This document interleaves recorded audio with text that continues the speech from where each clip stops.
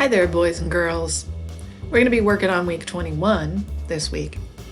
And the last about 3 weeks, we have been talking about what fiction is, what nonfiction is, how to cite nonfiction resources like books or websites, and why we cite nonfiction resources.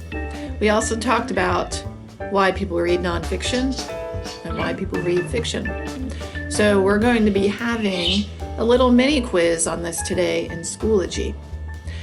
If you have not done the review that is in Kahoot form for this mini quiz, the link for that Kahoot review is included in this folder. But if you were in class with Miss Bell and you already did the Kahoot review, please skip it and just go to the quiz. All right, so let's get started, and I'll show you how to access the quiz and where the Kahoot link is as well. Okay, here we are in Schoology. We're going to be on week 21, which says February 16th through February 24th, fiction versus nonfiction, and citing nonfiction resources mini quiz. We've been working on fiction versus nonfiction for a couple weeks and citing nonfiction resources like books and websites for a couple weeks. So hopefully you remember most of what we have gone over. If you have not done the Kahoot review yet, it is right here. But you'll notice if you click on it, it says only for remote at-home students or hybrid students who do not have me in person this month should do this review. If you see me in person this month, we have done this Kahoot, and I don't want you doing it again because you should have all the info in your brain already. So if you haven't done the review, you would click this, do the Kahoot review, and afterwards go to Activity 2 on the main Week 21 page and complete the mini quiz. Okay, so here is the fiction versus nonfiction mini quiz, and there will be the video here of video directions to tell you step-by-step directions visually and auditorially. So you can click right here to view the quiz, and it's going to come up like this.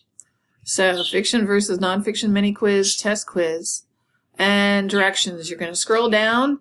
You're going to click Start Attempt right here. You will answer the multiple choice and true-false questions with the best answer.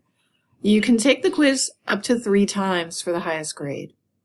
So here are your grade scales here. You want to get a 75 or better for a B or an A. If you end up getting one of these lower scores the first time, take it again. See if you can bump your score up. But just remember the answers to the questions you got right.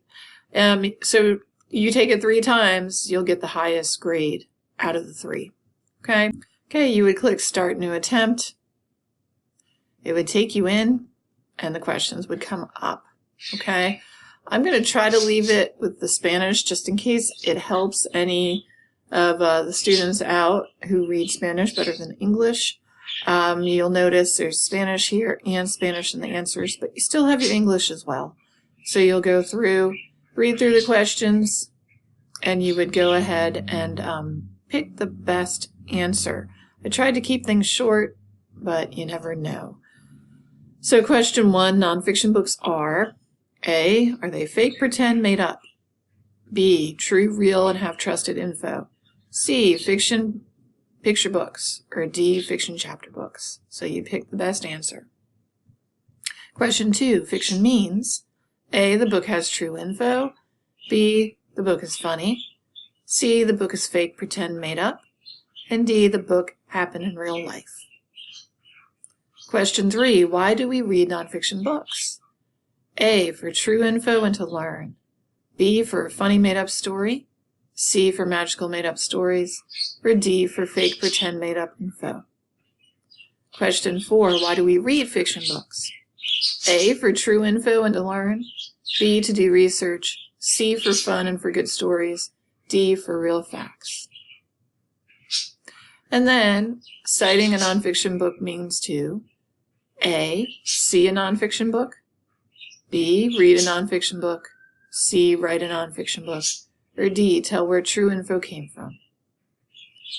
Question 6, why do we cite nonfiction books and resources? A, help the publisher sell more books. B, to tell where true info is from and to give the author credit. C, to steal info and say it's ours. Or D, to share funny or scary made-up stories. 7, you need to cite a nonfiction book, or you need these to cite a nonfiction book. Is it A, title, numbers, index, glossary? B, author, photos, ISBN, barcode? C, date, time, cost, and receipt? D, title, author, publisher, copyright date? Title and author are usually on the front cover of nonfiction books. Is that true or false? And the publisher is A, the illustrator, B, the company that printed the book, C, the author of the book, D, the store selling the book. 10, a book's publisher and copyright date are usually found on A, the back cover of the book, B, the glossary, C, the back of the title page, or D, the inside cover of the book. And 11, the extra piece of info in a website citation is A, the website passcode, B, the search engines used, C, the author's birthday, or D, the website URL, also known as the address. Question 12, the 5 pieces of info needed to cite a website is A, author, article name, publisher, publication date, URL. B, Wikipedia, Google, Yahoo, Bing, UD Library.